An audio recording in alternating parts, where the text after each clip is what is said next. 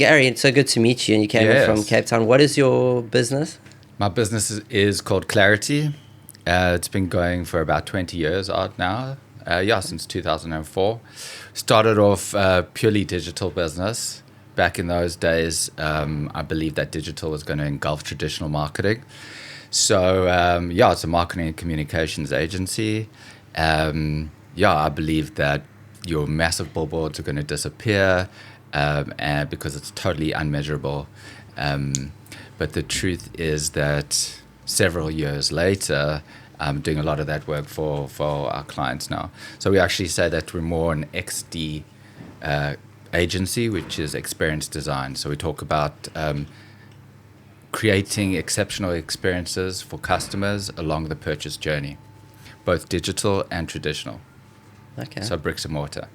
Amazing. So you actually through the... What's your background? What did you study? I studied business science with the information systems honors. We did a little bit of, back in those days, Google had been out for like a year or two.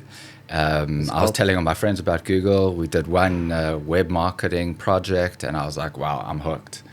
So that's how I got into the digital marketing space. And the information systems would have been, that's quite techy. It was more heavy dev. Yeah. And one of the modules was web. Okay, epic. That was I remember the search engine I used to use before. That was called Alta Vista. Do you remember Alta Vista? Yes, there was Alta Vista and Ask Jeeves, and even Yahoo was Jeeves. Something. Yeah. Goodness. Yeah. Yeah, and Yahoo. I watched a movie. I'm gonna give away something I probably shouldn't. One of the Twilight's movies, the Twilight Saga, and this is a movie about werewolves and vampires. Yeah. And the most unrealistic thing throughout that whole movie is that they used Yahoo search, and it's like that is a long time ago, exactly. Or maybe they sponsored. And then, definitely, I think that was a product placement. And like I said, it was the most unrealistic thing. Yeah.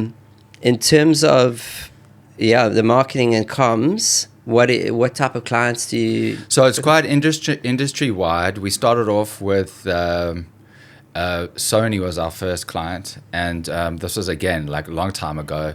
This was before mobile, it was before social, before apps. All of that was focused on desktop web, and we'd start off a project going deep into user requirements, and we would create things called wireframes. Now, wireframes today is called UX, user experience.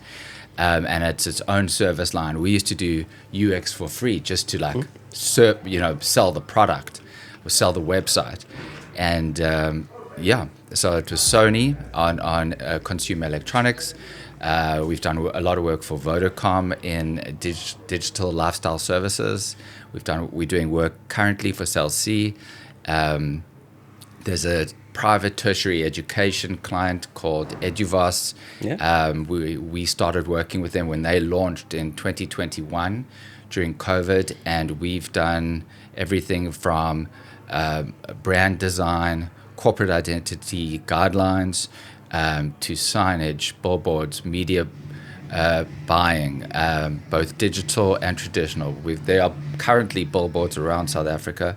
We've done signage on 12 of their campuses around South Africa. Oh, wow. Yeah, they're an amazing success story. And it sounds you're end-to-end kind of marketing. End-to-end, yeah. So we will handle the concept, the creative direction. We've got a core team of about 10. And then we'll bring in partners. So we've got signage partners that we work with. We've got media owners that we work with. We've got videographers that we work with. Currently, we're creating a long-form content for Eduvas, actually, specifically. That's, again, a nationwide shoot. Amazing. Yeah. And you personally, when did you join EO? I joined EO this year. This is my first time. Amazing. Wet behind the ears, as they say. Are you in a forum? I am. It's a brand new forum. It's not the most creative name, but we've called it F17 just for now. Maybe it'll evolve. Mine's F5. So there you go.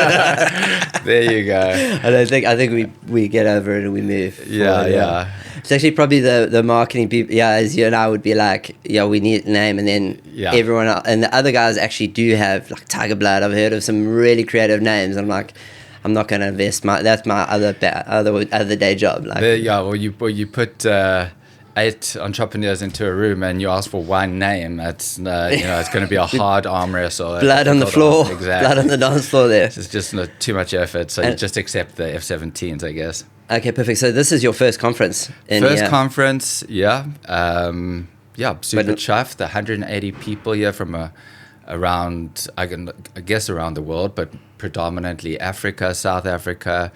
I saw Asia. I saw Tokyo mentioned in that message. Yeah, it's crazy, huh? And not your first trip to Durban?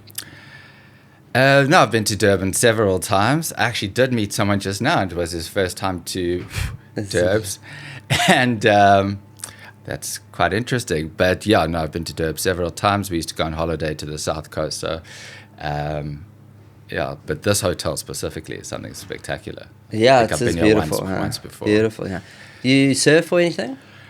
I used to boogie board, bodyboard, body surf. Nothing. I'm a bit nervous to do the proper big wave surfing or any kind of surfing. Get in the water in Cape Town. Yeah, in Cape Town we do the dipping. We do the cold water immersions. So. Sorry, there's a little gnat there. He likes my cologne. There's cold water in Cape Town, but that's for free. We've got the immersion here too now. Yeah. Well, you have to pay for that. Yeah, the Cape Town it's free, exactly. I'm looking forward to meeting a lot of people, doing a bit of some of the activities. This was one of the things that I wanted to do as well. A little bit nerve-wracking actually just reading about it, but now that I'm doing it, it's not too terrible. Yeah, it's amazing once you start talking about yourself, it just kind of flows. You got this too. And you wanted to explore it for your business? Did you? I would definitely. I've seen how this improves and amplifies people's persona on social media. So personal brand you want to look at it for. I've also noticed trends where people. Specifically, this kind of content works much more from the owner's perspective or the CEO's perspective, or because it gives that person an authentic voice, and I think people like to follow that kind of stuff. And like we were discussing earlier, people are much lazier these days. They'd rather watch a video or listen to an audiobook or a podcast. I'm a culprit there. It's one of my favorites. I've definitely been considering using this. I want to find out more on how to do it. Cool. If you can figure out how to get it into your workflow, and I think that'll be quite easy for you being a creative and at heart there. It's like anything. You have to strategize, work it in, make it a habit, make it consistent. It's all about the habit, I think. And be a little bit different, I think. Okay. Just shift people's thoughts. Any last words? Sounds very dramatic, that. Final comments. I think final comments would be, in using this and other engagement points and how to shift people's perceptions regarding brands and products. It's all for me. It's like the byline of my business is experience is everything, and it's all about creating that little experiential moment, that touch point, that goosebump moment. If you can, or if you will, that people resonate with. They take it home with them. They talk to their friends about it, and then their friends come and try it out as well. It creates a social ripple effect, a movement. And if you can add that kind of X factor into all the consumer touch points along the consumer journey, I think that is really the ultimate objective of brand marketing. Amazing. Cool. Well, thanks for this. Yeah, that was awesome. Thank you. It's so good to meet you. Thanks so much, guys.